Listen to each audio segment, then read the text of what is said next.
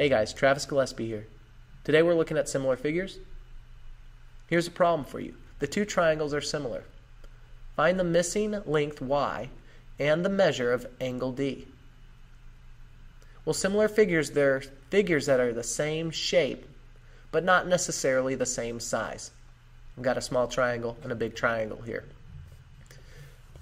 Well, to find the missing measure of angle d, all I have to do is look at its corresponding angle. Well, the corresponding angle to angle D is angle C because it's in the same position or the same spot that angle D is for the small triangle. Well, if angle C is 70 degrees, that means that angle D, we could put that out here, is also 70 degrees. Or I just write it, measure of angle D equals 70 degrees. Cool. Well, that makes sense. Let's look at one more.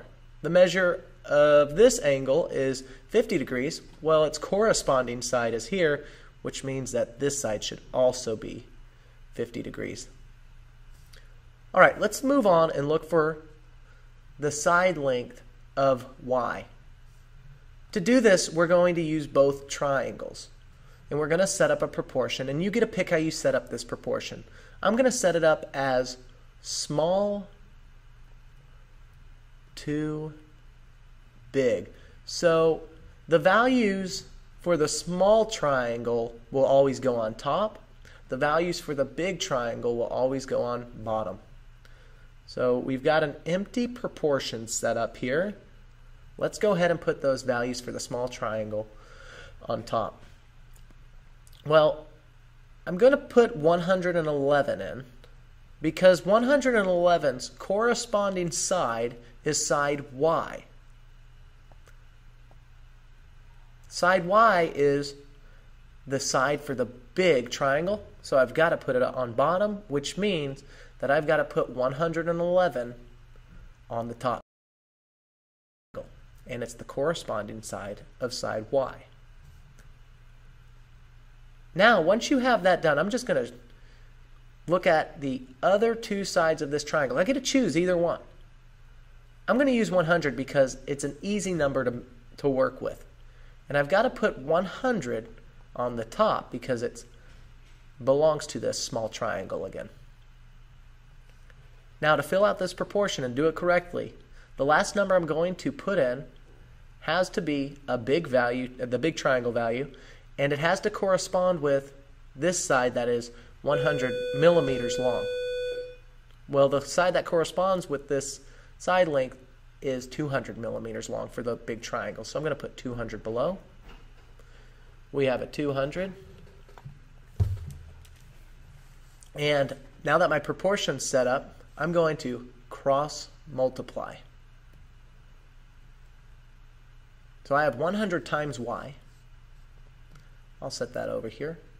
100 y is equal to 111 times 200.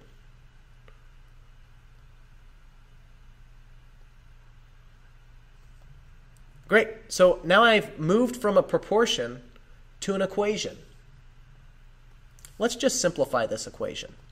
We have 100y is equal to, well, 111 times 200 will give you 22,200. All you have to do from here is ask yourself, what's my overall goal? Well, your overall goal is to isolate the variable. So let's, excuse me, let's undo multiplication of 100 by dividing by 100.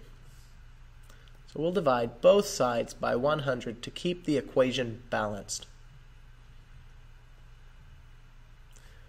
Well, we have opposites. Multiplication of 100, division of 100, they cancel out. And I'm left with y on this side.